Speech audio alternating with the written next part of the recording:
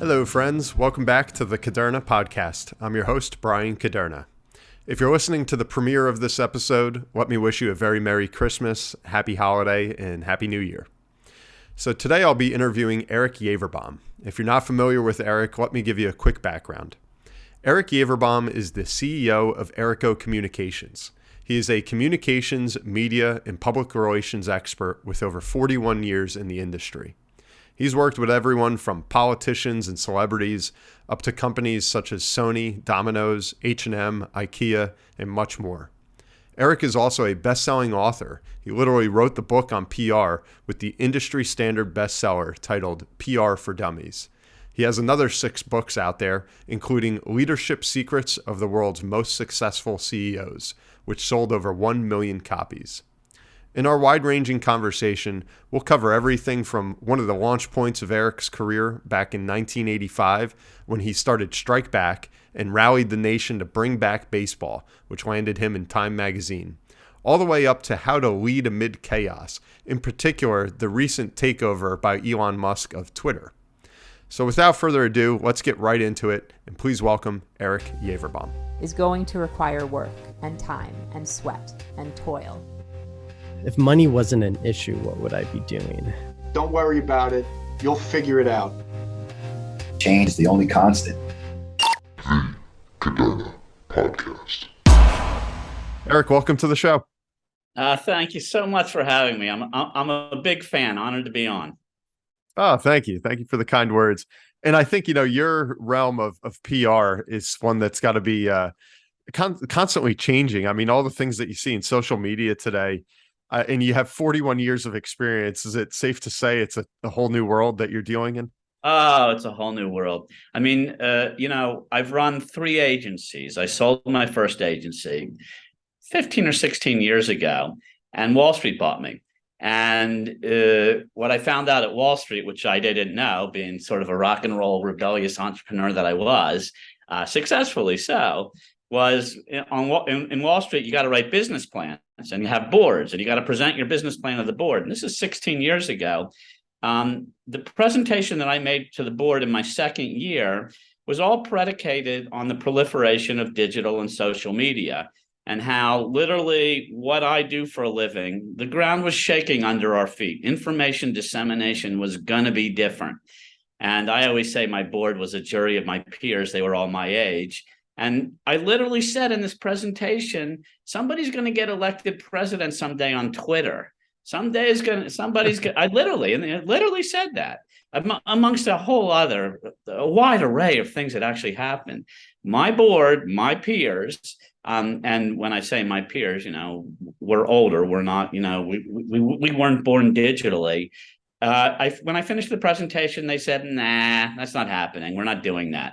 And, that's when I left Wall Street and started the agency that I'm running now, for the last 15 years, because I knew we were changing. The day Captain Sully landed that plane on the Hudson, I have 6 television screens on my wall. I'm a news junkie. I have to be for a living. And it's a hobby. I actually enjoy it, believe it or not, even with what's going on in the world now.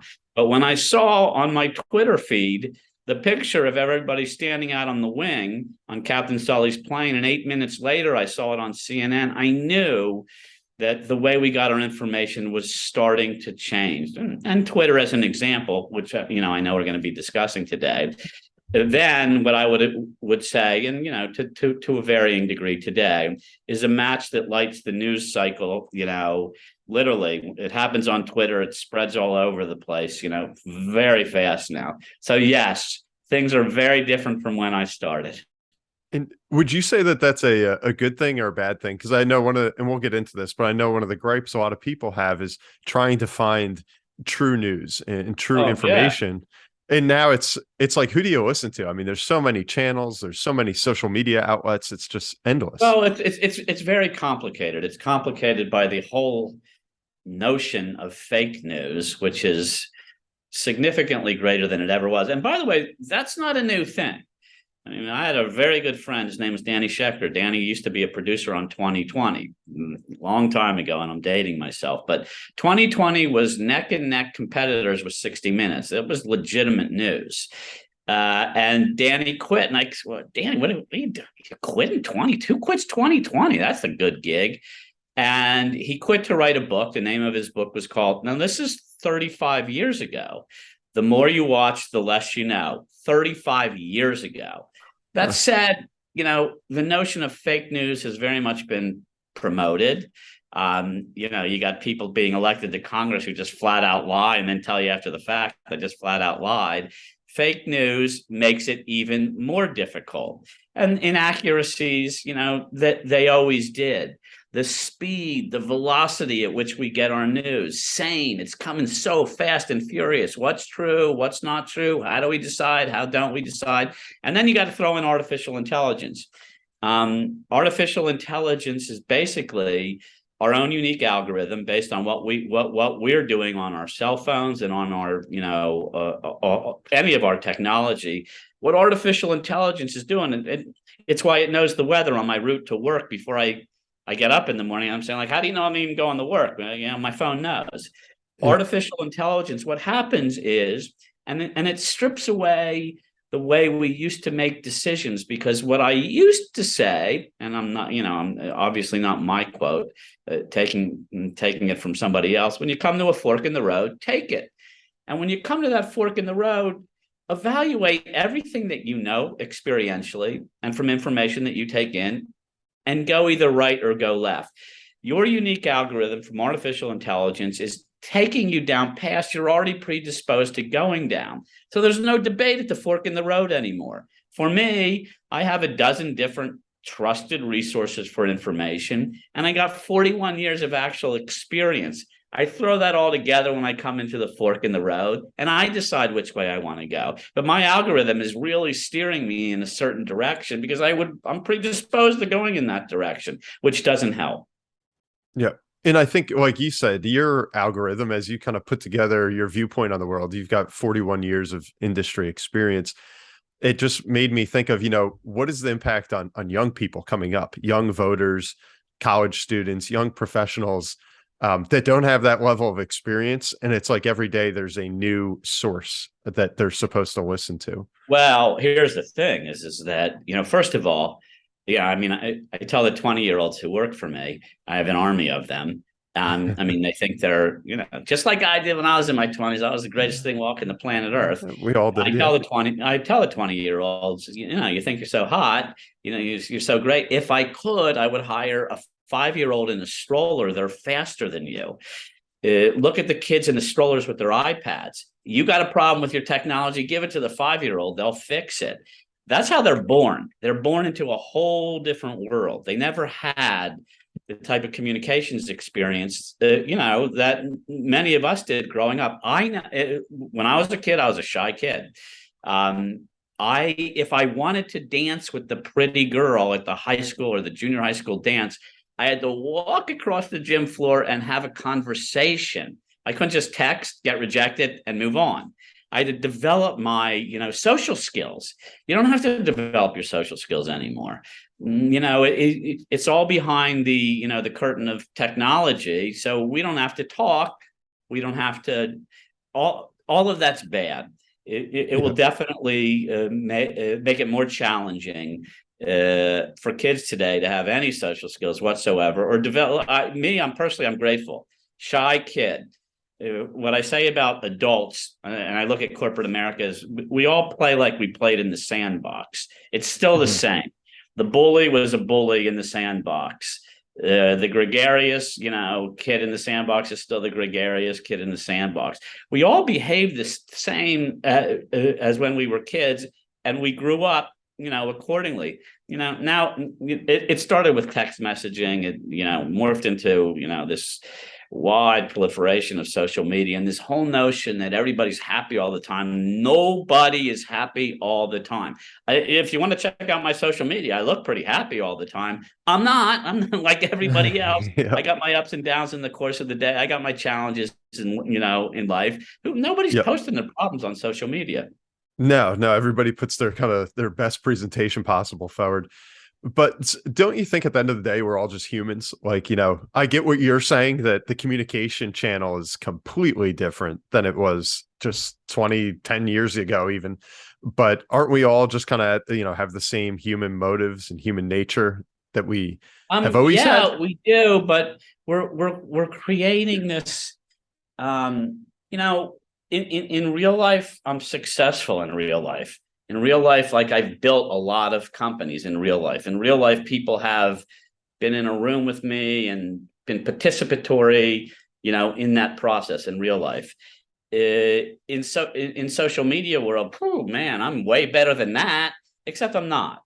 And I love to point out to people that don't measure it's me versus me. I just want to be I just want to be a little better today than I was yesterday. I don't want to compare myself to everybody on Facebook or Instagram, whatever it is. And I am participatory. It's important that I understand them as a communicator. I use the different social mediums for different things, all that feed into my agency life, which I'm not a hashtag. I love what I do. Although it's a hashtag, everybody loves what they do. Honestly, if you don't love what you do, you're in for life's hard if you don't love what you do. And I don't think you're going to be successful unless you're lucky. If you can find something that you love, you're going to be successful at it. It might take some time, but you'll be successful at it. And what a better way to live your life and your day. Yeah, without a doubt. That was well said. And I think, going back to some of the social media and PR aspect of things, the channels are changing quickly. Like we're talking about Twitter. I mentioned that in the introduction. So Elon Musk paid, what seems like a fortune to take over Twitter. And you see the way things change so quickly. I mean, just a couple years ago, I didn't even know what TikTok was. Now TikTok seems like it owns the world. You could say the same thing years ago with Snapchat. That seems like a hell of a risk for him to say, hey, I'm going to take this fortune I built in all these other companies and Tesla. I'm going to parlay that over to Twitter. And it's like, who's to say that Twitter is going to be the channel a year or two from today? What are some of your thoughts on that? Like, how do you give it staying power? Let me just back up for 1 second and say that Sure. when all of this started, people knew Facebook. People also knew MySpace. Professionally, I invested my time learning in Facebook, not in MySpace. Had I invested in MySpace, where is MySpace now? It's not here anymore. It is. You just don't know about it. Mm-hmm. No matter what you're doing, if you're using social media professionally, don't put all your eggs in one basket. Here today, gone tomorrow. This is any of them. I said, just like as an investor, I have a diversified portfolio. I have risky, investments, and I have conservative investments. I make less on the conservative investments, but I make. The risky investments, I lose a lot in some, I make a lot in some, but it's a diversified portfolio. Same way I run my agency.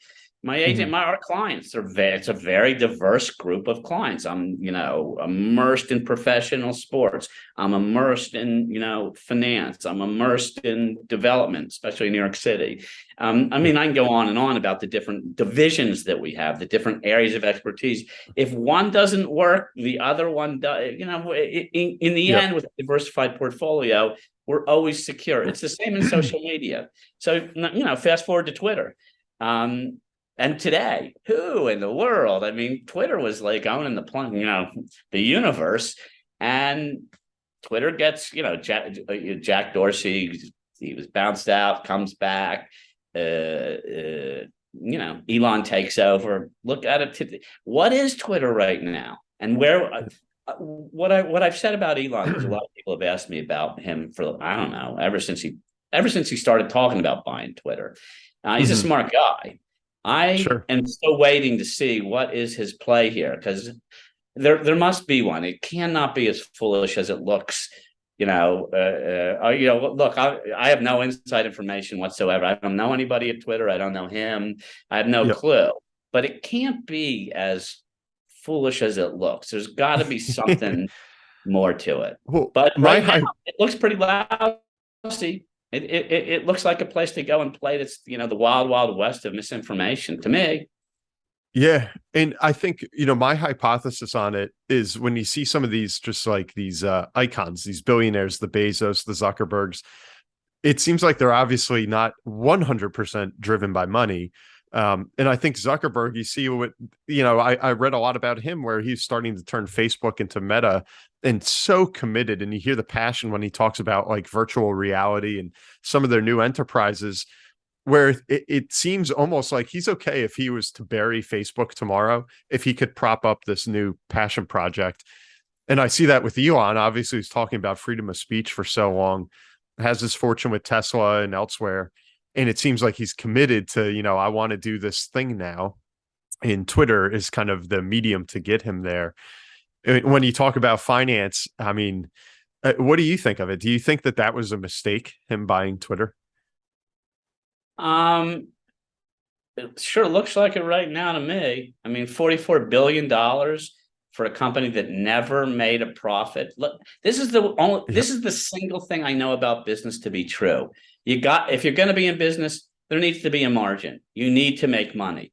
The first internet, what we all should have learned from the first internet bubble and burst. And by the way, I learned this the hard way. I was a shareholder in 10 different internet companies. 9 went Chapter 11. 1 Google bought. So again, thankfully, I had a diversified portfolio. That was Google buying a company that I was an investor in. That was a grand slam for the year. The other 9 I didn't get paid by. I mean, we walked away with, I don't even know what was owed to us. Didn't matter because of that singular success. Lucky, sure. in part, diversified portfolio.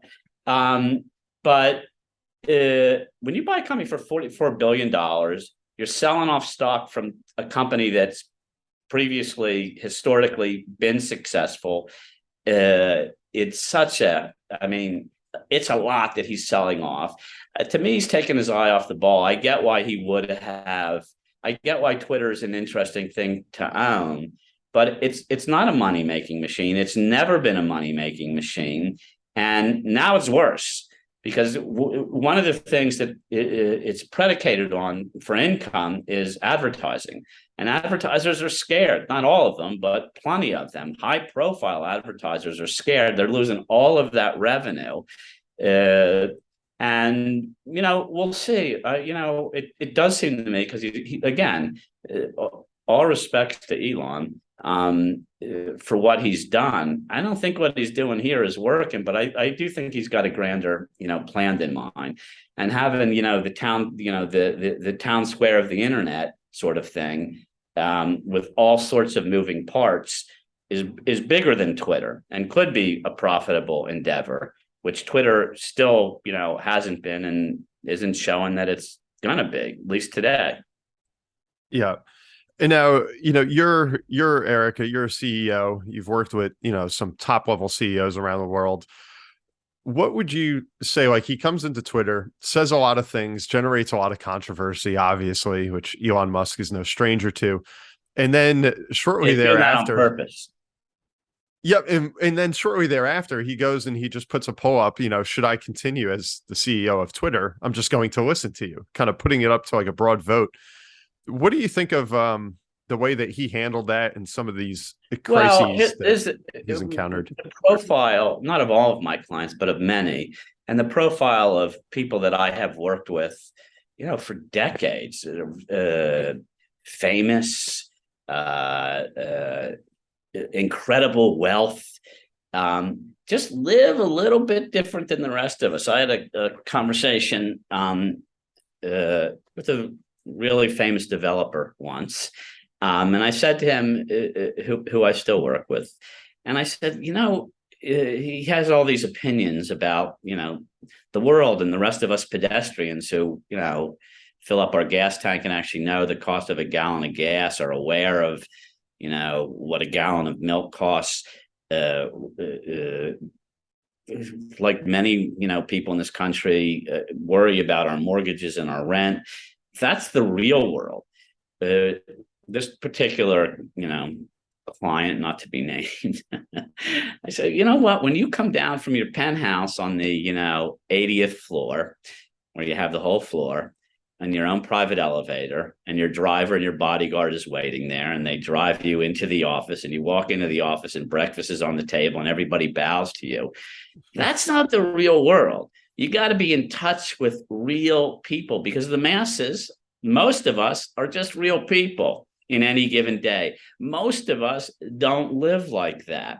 So to be in touch with, it's a big country. It's a big country. And people live differently. And to understand that, it's very hard to do when you're taking your private elevator down to your, driver right into the office where everybody's bowing you all day long and telling you what you want to hear. This is the thing about that group. And I represent that group. Like, that's definitely, the high and mighty, powerful, affluent, mega wealthy client that makes up, I don't know, 2/3 of my roster. People who come to me because they want my advice. And I'll tell you what they get: my advice. And the thing about it is that it's depending on, I've traipsed in and out of history throughout the course of my career.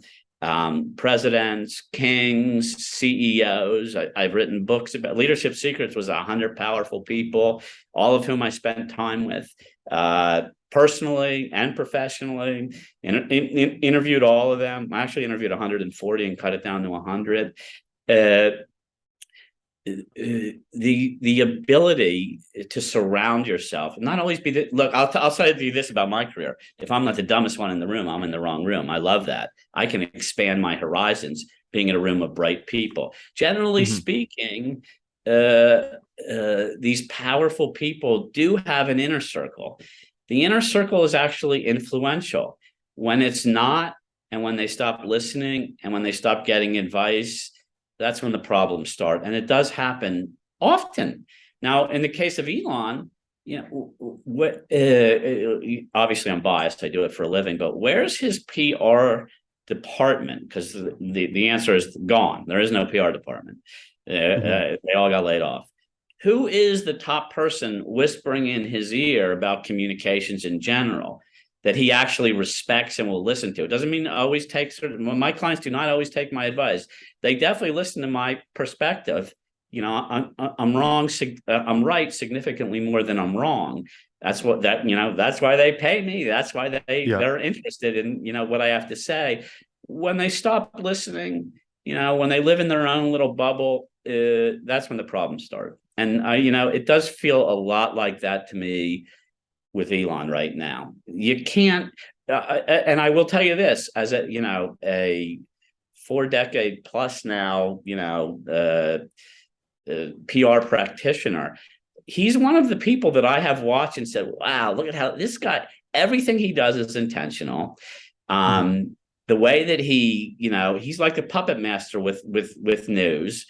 What's in the news is what Elon wants to be in the news most of the time. I think he might not be feeling exactly that way at the moment, but that the poll is a perfect example. He does that literally to see it bump up in the amount of coverage that he gets. He does it intentionally.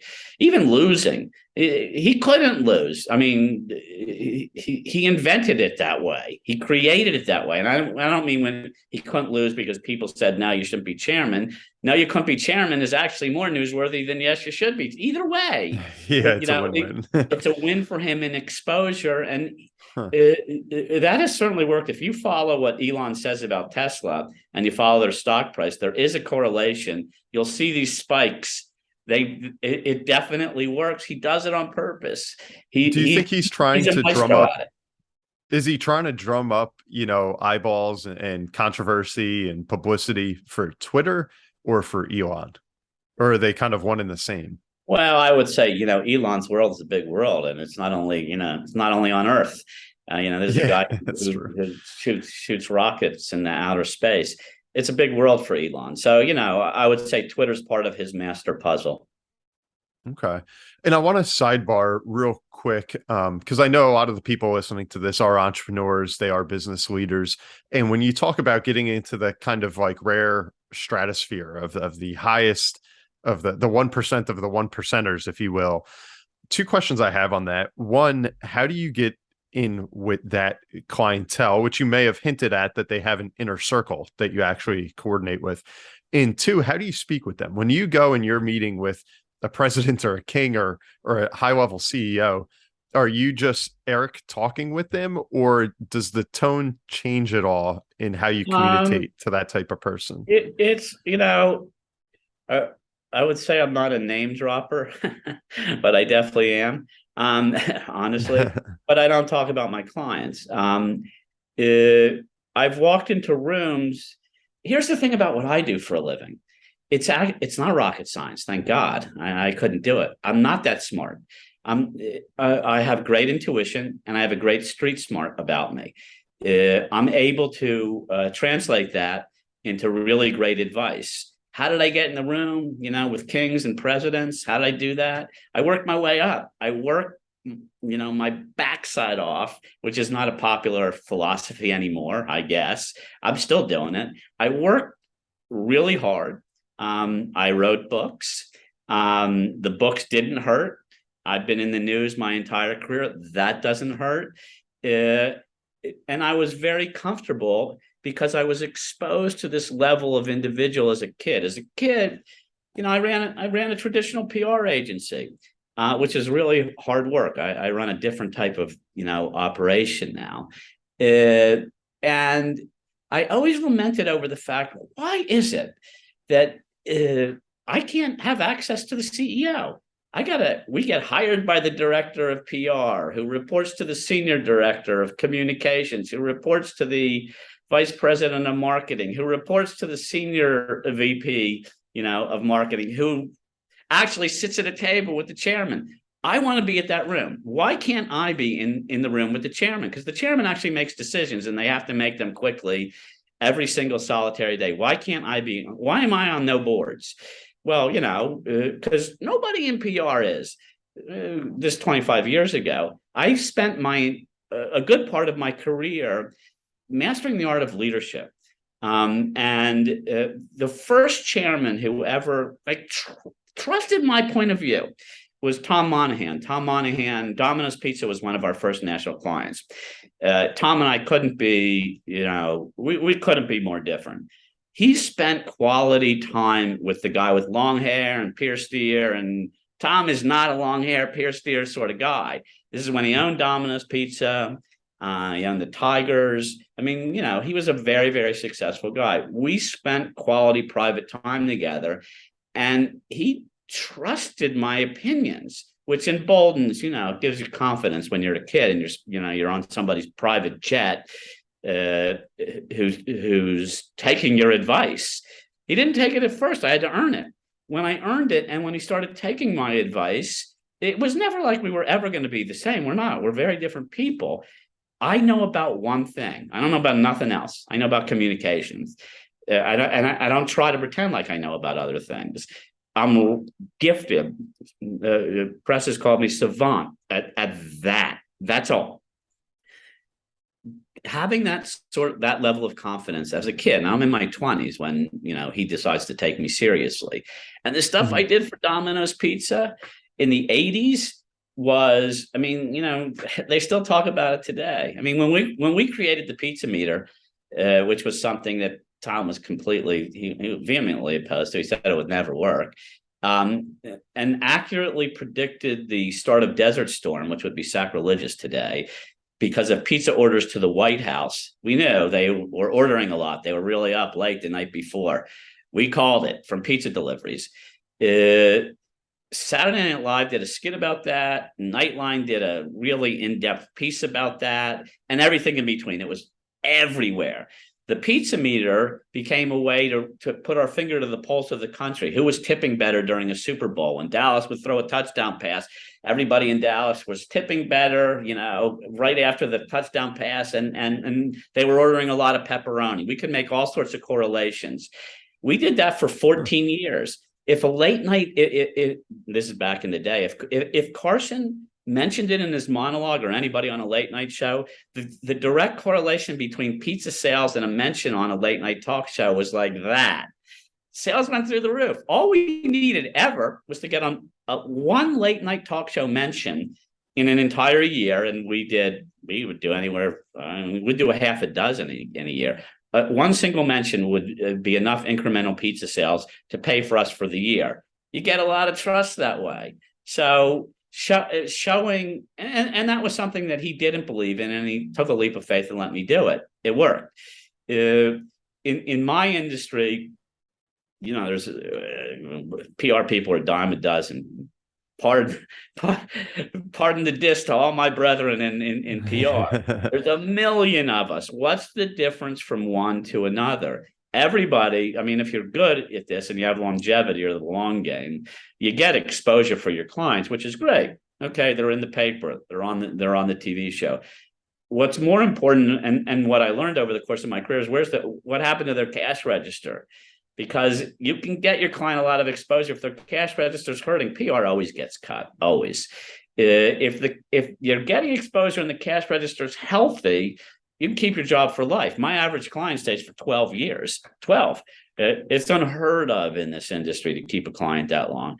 And because of that very simple philosophy, that's what I do. Now we're more of a venture firm. We're involved in all sorts of things that we have equity, almost everything, actually.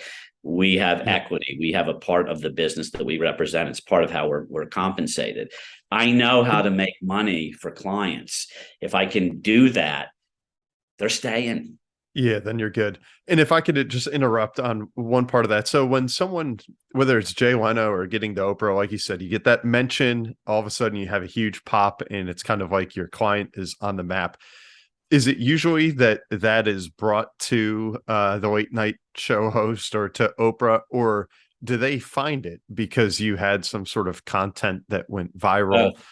Both. It's a combination of the two. Yeah, the very first time I had somebody on 60 Minutes, and this is a family that I've worked for this family for 40 years in some really, really major projects. That I'm very, very proud of. And my relation, I feel like part of the family. I have multiple clients like that I've been with for decades. It almost feels like family. The first, and this story is about one of them. The first time that I got him on 60 Minutes, the first time I ever worked was 60 Minutes. It was just it was good. It wasn't like Morley Safer was returning my phone call. And I had this debate with this client. The Amtrak Train magazine wanted to do a story about him. And he said, nah, too small. I'm not doing it. I'm saying, no, you got to do it. You do it's the same thing with the New York Post. I take the subway in the morning. Everybody's reading the New York Post, including some random Good Morning America producer who's getting their news from the New York Post. As a commuter, I realized if you get in USA Today, it's like radio script for every who's a commuter and listening to the radio in their cars, which people actually still do. Print usually leads to broadcast. So you want to, if you get print, you'll get broadcast. The Amtrak Train magazine got me the first profile I'd ever got for any client on 60 Minutes. Morley Safer said it was the best piece he ever did in his career while he was alive. And it was a 20-minute puff piece that was fabulous, all based on things that, came out of stories that were written about this particular client. So I didn't know Morley Safer. For that matter, I knew nobody. When I started my business, that's what everybody would say. Who do you know? I'm like, I don't know anybody, but I can make national news. And my partner and I at the time, this is my first company, which I sold. That was the philosophy. Tell us what you're trying to accomplish. We will get you media exposure to accomplish that goal. The goal is always, at the end of the day, is a cash register. No matter what anybody says, they got to make money from their exposure. And the question always was, and I didn't have any big clients when I started that you would have ever heard of. I had 4 Domino's pizza one franchisee in Washington, D.C. He had 4 locations. They were all struggling. They were all, about to go out of business. It became the #1 market in the country for them, which is one of the ways that I got the national account. I had the guy who brought the wacky wall walker to the United States. Nobody ever heard of that until he sold 400 million wall walkers and bought multiple art collections, all of which are successful to this very day. And I had a client, a powerful DC lobbying firm that fired me, 4 months in. I didn't know anybody. I didn't have big clients. I hadn't written any books at the time. I was not high profile, but I had this philosophy. So what my partner and I decided to do is, well, let's show this is what we sell. Let's do this for ourselves. In 1985, we formed a national citizens action group to protest the Major League Baseball strike. It was called Strike Back. We wanted to send a message to Major League Baseball. There was a pending strike. The message was, it's okay if you want to go out on strike. Rich owners, rich players. Ironically, I do a lot in sports now. But if you do, when you come back, our group, we're going to strike game for game. So God bless.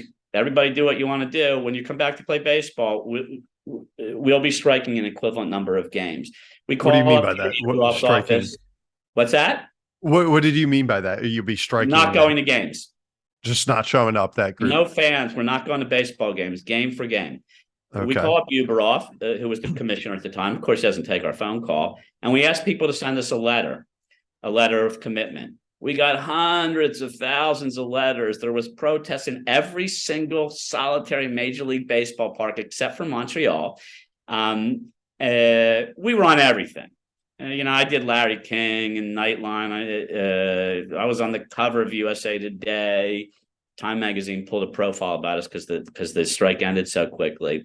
And we used to take the mail, the letters that we got every single day, and literally dump the bags of mail on the commissioner's doorstep because nobody was letting us in. And CNN would be there every single solitary day with all the mail we got. So all the people that were committing, the protests are happening. Major League Baseball invites my partner and I into the baseball negotiations, which only lasted 2 days. After the baseball negotiations, there was 3 press conferences in 3 different rooms: the players' press conference, the owners' press conference, and the fans' press conference. We became the voice of the fans. After the strike ended, again, 2 days, which I was kind of bummed about because we were getting so much exposure. It was literally like time had just finished. The photographer had just left our place. The story is like this. Wow, I'm gonna be in Time magazine profile. What else am I going to do in my career? Cool. This was just to show everybody what we could do. After the strike ended, Peter Yaverbaum's press conference, the commissioner of Major League Baseball said one of 3 reasons the strike ended so quickly was they were concerned about the fan sentiment and what we were doing. Bam, we're on the map. I got 3 national accounts from that exposure. That's my cash register. That was the point of the expo. I didn't say, hey, I do PR for it. I didn't, it wasn't like I was selling my company. But Larry King asked me, Ted Koppel asked me in the course of an interview, why are you doing this? It seems like a bit much. It's well, no, this is what I do for a living. I get my clients on television, radio, talk shows. I get them in newspapers and magazines. I'm just using the same avenues as I would to promote any of my clients, none of whom you ever heard of, to promote a cause I feel so strongly about. We got 3 national accounts from that. That's what was that the launching point? What's that? That's the launching point, that you think that's really what did it? Well, I was a fledgling, 5-person, you never heard of us agency.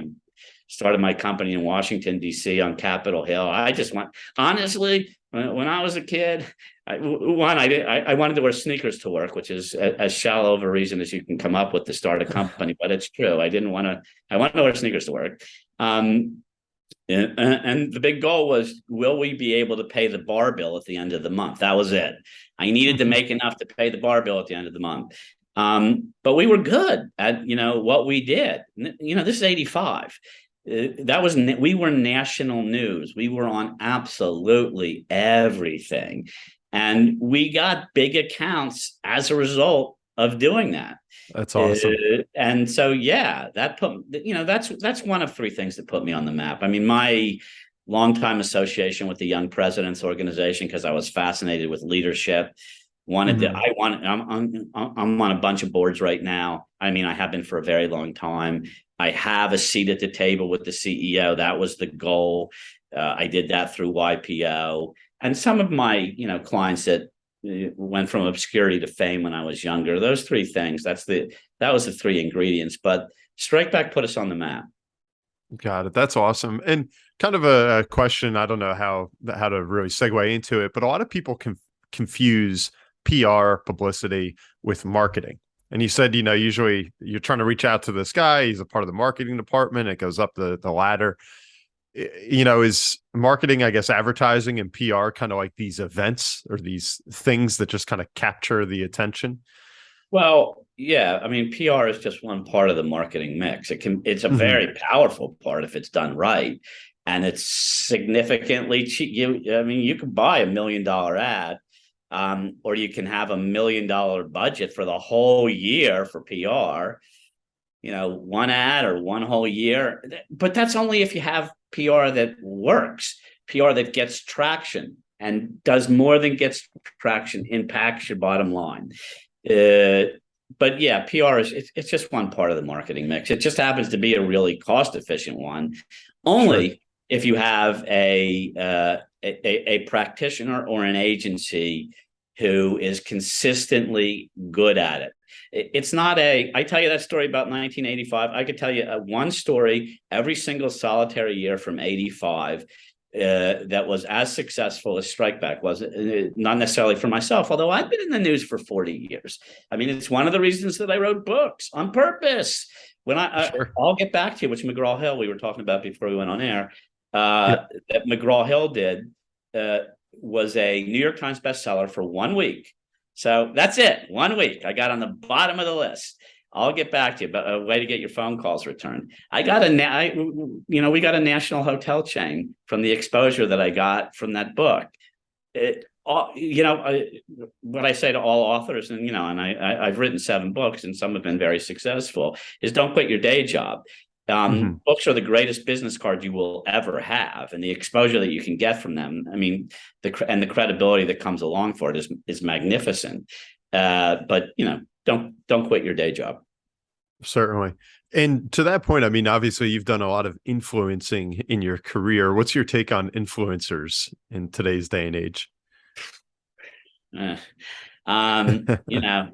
Necessary evil.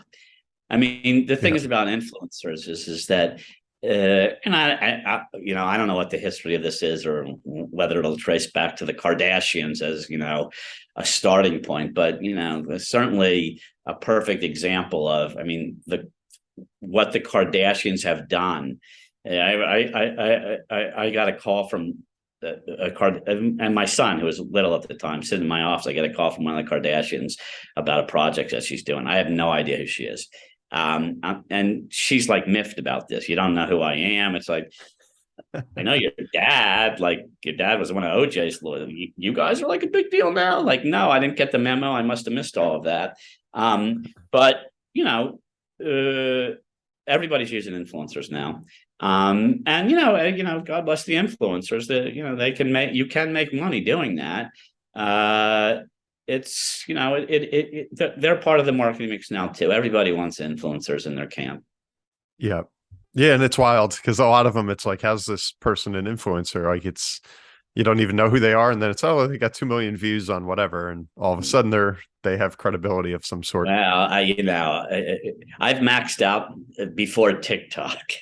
Yeah. I look at the TikTok phenomenon as like, look, if you're, there are places that it makes sense. Like if you're in music, if you're a talented artist, you can cut out the record label. Basically, it's a very different paradigm because of the uses of social media, and there are some really good, uses of it. But the influencers are interesting to me academically, and because of course I have to deal with influencers. When we opened or helped to open One Vanderbilt Summit, I don't know if you've heard of Summit. Summit was, and if you haven't, or anybody who's listening, check it out. You definitely want to go to Summit.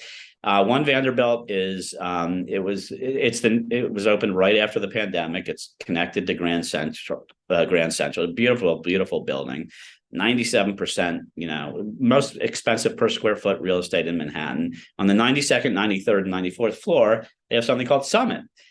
Summit it's mind blowing. I mean, and the huge tourist attraction. Now it's sold out 7 days a week. The number of influencers that we had in there, and still do. Everybody it was the most Instagrammable location in the United States in 2022, which was one of the goals. We sort of knew that would be the case. So an influencer part of your macro strategy was important to this day. We love influencers in there. They take pictures. They TikTok. They put the stuff on their Instagram. They got 3 million people that are liking it or making comments about it, crazy. Or buying tickets. It works. Yeah. If it works, it works. And I wanted to ask you, one of the books that really caught my attention when we were, before the show was your book, Leadership Secrets of the World's Most Successful CEOs. What did you have any big takeaway or kind of, light bulb as you were researching and interviewing for that book that I'm sure you got to read it, but that you could share with our listeners? Yeah, you got to read it. I'm not giving any secrets. You got to read it. No, I'm kidding. The interesting thing, about it, I mean, there was a few takeaways that I got, but I spent quality time with a lot of people in that book. I had dinner with their families. I saw the way that they lived.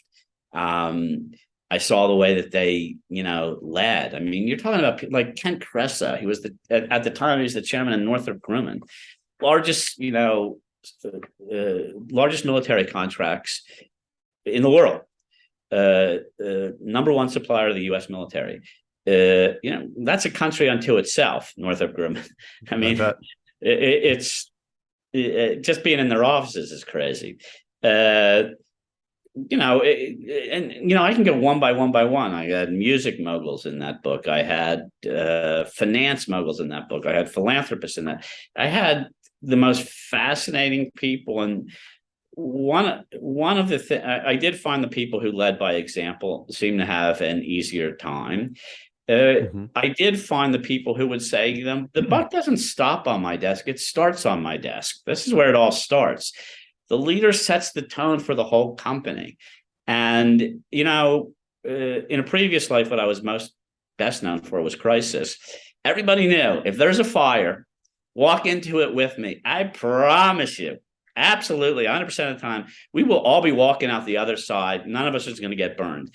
That's what I did. And everybody, I wasn't trying to sell. It was, this is authentically, genuinely, transparently how I felt. I knew I could figure out how to come out the other end of the fire every time. And I knew it was hot in there, always was. I just wasn't ever frantic about it. People do follow the leader. And, successful companies have great leadership. Yeah. And to that point, and maybe to kind of use Elon Musk has been like our focal point of the day. When a company is in this sort of crisis, or what appears to be a crisis, any tips that you have as far as replacing a CEO or a leadership structure, or what have you seen where it's been successful, or where have you seen it go south? Frequently. Twitter's going to be under a microscope. I mean, if you look at all the rumored candidates for this quote unquote job, they're all interesting. And I'm going to guess just rumors. I think right now it's kind of important that Elon does a better job of controlling the narrative. I do believe he probably doesn't want this job. He's probably realizing like there's other places to put my energy. I'm always going to own this platform, but I don't need to be, sleeping in this particular office every single night, or even showing that as an example. To me, that's not great leadership. Ask him I tell my people all the time, when you're off, turn off. Otherwise, you could work 7 days a week now. I mean, the pandemic changed the ways that we work, in some ways better, in some ways worse. You need to, you can't work all the time. And this is, the spotlight's on right now, as it will be in the transition, whomever it is. And I think they need to control the narrative much better. And, when you make a statement that, I forget what his words exactly were, but more or less, who's ever dumb enough to take the job or would even want the job, like, I don't know if I would be approaching it quite that way. Yeah. Yeah. And when you go back to, I was just looking at when he said controlling the narrative, to see what Elon's doing. And just in the past 8 hours, he's got a whole bunch of tweets about SpaceX and some of their accomplishments and what they're doing. One about being brainwashed, and then another tweet just that they're going to release the Twitter files.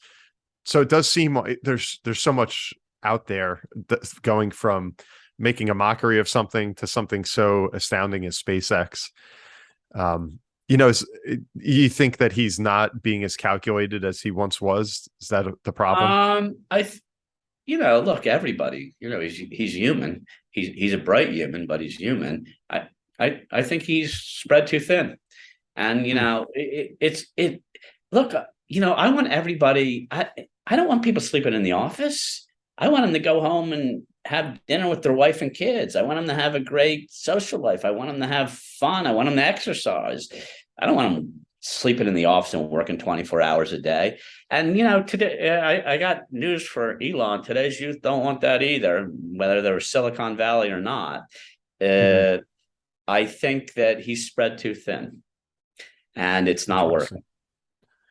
That's interesting. And anything, Eric, that you can share with our listeners that we didn't touch on, as far as kind of, things you're involved with right now that are noteworthy, or just perhaps advice you have, for people that are kind of navigating all this. They're leading companies through a new age of social media. And like you said, they're trying to get the best out of their employees, but these employees have a lot of power in a tight labor market. They want flexibility. They want balance.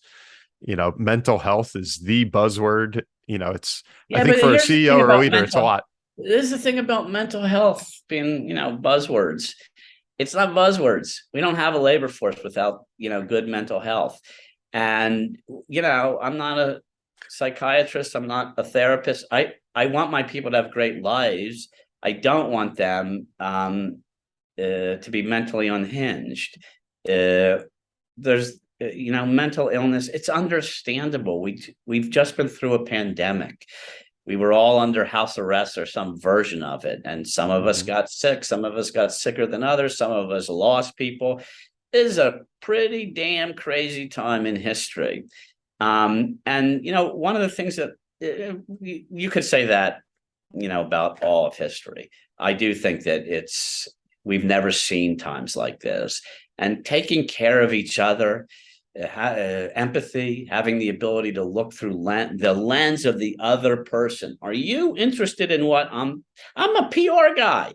Was I interesting in this hour? Did I look at you and figure out what are you trying? What would you like to get out of me? Because if I did that, we just had a really productive hour.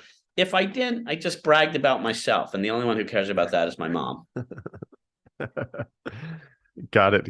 Yeah, empathy is definitely a key ingredient. I don't think anyone will argue that. And look, here's the other thing. I'm 41 years into running agencies. A lot of people work for me in 41 years. Every decade, I'm always shaking my head thinking, like, what are these kids wearing now? Like, fashion, just as an example, everything changes more or less every decade. And it's not fashion, that's shallow. It's how do they think? How are they wired? What is the world and the way that they look at it? It's more important to understand that rather than just shaking my head and saying, like, what the hell? Like, I just worked my ass off, pardon my French, my whole career. They don't want to do that. How do you get the most out of, your workforce? Understand the way that they look at the world. They're not right. I'm not right. Somewhere in the middle, we can all have a better life and a better day. I like that. And I think that can kind of put a bow on it where we started with, how times have changed. And I go back to that saying, the more things change, the more they seem to stay the same. Would you agree with that? Or do you think that with social media, with technology, that we have kind of come around a bend here where people are being raised digitally and it's like a new world order? Yeah, but they used to say this about television. Yeah, that's what I thought. Yep. You go back through history. History repeats itself constantly, and on different levels. For everybody who hates social media, sorry, I got news for you. It's here to stay. For everybody who hates digital media, same deal. We're surrounded by the ways that we get our information. Our watches are monitoring our every step. Here's the thing about technology today. It's here to stay. It's only going to get faster, and it's only going to get smarter. We as human beings need to use social and digital media as opposed to we being used by it, which is what I would say a vast majority of social digital media is. It's using us. We're the product. If you can use social media and not get used by it, it's a really good tool. So there is some really great value in it, but you got to be careful. Yep, great point. And if we could wrap up here, I know one of the favorite segments from my listeners is the lightning round that we conclude with, and just fire some quick questions to you. If you can just give us whatever first comes to mind. You on board for that? Yes, I am. Yes, right, I am. Let's rock and roll. So number one, if you had a quote to live by, what would it be? If I had a quote to live by, what would it be? There's no place like home. No place like home. What's your favorite book? Oh boy, I'm looking over at my bookcase and what I'm reading right now. It changes a lot, but the book that made I would say Shoshana. Well, would not be my favorite book. I would say the more you watch, the less you know. Okay. And your favorite movie? And I have to add to that, A Curious Mind. Love The Curious Mind. Curious Mind. Interesting. I'll have to check those out. And do you have a favorite movie? Well, it depends on the year. All of my clients are like Lee Steinberg is a perfect example. I love Lee. Lee taught me everything. A very famous sports agent. If you don't know him or your listeners don't know him, he's the guy they based the movie Jerry Maguire off of. All of my clients, they all have movies based on their lives. Not all of them, a lot of them.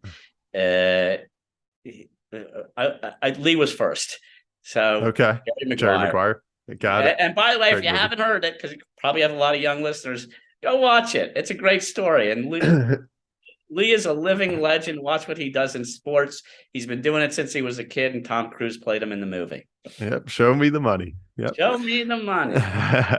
And did you have a childhood hero growing up? Yeah, if you played for the Knicks in '69, you were my hero. I was just with Walt Frazier the other night and was like, you don't understand. Like, I'm around a lot of famous people, but you were one of my childhood heroes. 69, 72, 73 Knicks. That's a religion That's awesome. for me. Yeah, the Knicks aren't what they used to be. I know. And, they're showing flashes. Yeah. They're showing flashes. Yeah, maybe someday. And do you have just one tip you could share with a young professional? Yeah, love what you do. If you don't, get out of it. I don't care what you went to college for. Love what you do. I promise you will be more successful if you love what you do. You might not make as much money when you're younger. You will make much more money as you age in whatever the industry is. You gotta love what you do. Otherwise, it's work, and work sucks. Great. And you travel quite a bit, obviously. Do you have a favorite destination or vacation?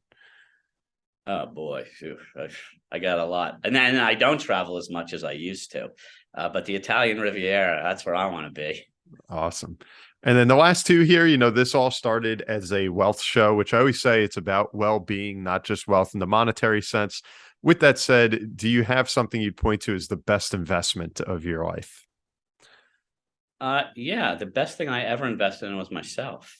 I will bet the farm on me every single solitary year, odds are it's going to work. That said, I've had a lot of great investments throughout my career. I mean, my entire business model right now is predicated on only being involved with things that I know I can have direct impact on and or will make the planet, a better place. I really love that. We're equity partners in most of that. And, you don't make this kind of money in PR, being a PR practitioner and being paid an hourly rate. If you're involved in things that you're passionate about, and that's all we take, we literally have lines around the block of people who want us to represent them. We only do the stuff that we're passionate about, and we're so much better at it, as a result. And, we get to tilt windmills, we get to change the world. And, the history that I have traipsed in and out of, from the White House to sports to, I can go on and on, is so cool. I really love that. I'm a student of history. Churchill said, history will be kind to me, for I intend to write it. I feel like I've been doing that for 41 years. And how great is that? It's just so much fun. Yeah, that's awesome. And what an endorsement for trying to be an entrepreneur. I think that encapsulates it all right there. Absolutely. Yep. Well, Eric, thanks so much for coming on the show. I know we covered a lot of ground here, but a lot of takeaways for sure. And I really appreciate your time. No, my pleasure. Thank you so much for having me. Yeah. And everyone, thank you for tuning in to another episode of the Caderna podcast. Today, we had the pleasure of listening to Eric Yaverbaum.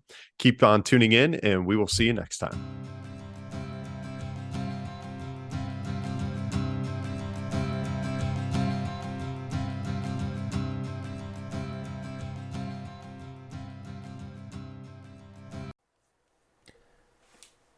This podcast is intended for the general public and for informational purposes only. The show does not provide any recommendations or investment advice regarding any specific account type, service, strategy, or product, or to otherwise act in any fiduciary or other capacity. Please contact a financial professional for guidance and information that is specific to your situation. Brian Caderna does not provide tax or legal advice. Please contact your accountant or legal advisor to discuss your situation. Guest speakers and their firms are not affiliated with or endorsed by Park Avenue Securities, Guardian, or Caderna Financial Team, and opinions stated are their own. All investments contain risk and may lose value. Past performance is not a guarantee of future results. References to specific securities, asset classes, and financial markets are for illustrative purposes only and do not constitute a solicitation, offer, or recommendation to purchase or sell a security. Brian Caderna is a registered representative and financial advisor of Park Avenue Securities, LLC, PAS. OSJ 300 Broadacres Drive, Suite 175, Bloomfield, New Jersey, 07003. Phone number 973-244-4420. Securities products and advisory services offered through PAS, member FINRA SIPC. Financial representative of the Guardian Life Insurance Company of America, Guardian, New York, New York. PAS is a wholly owned subsidiary of Guardian. Caderna Financial Team is not an affiliate or subsidiary of PAS or Guardian. California Insurance License Number 0K04194.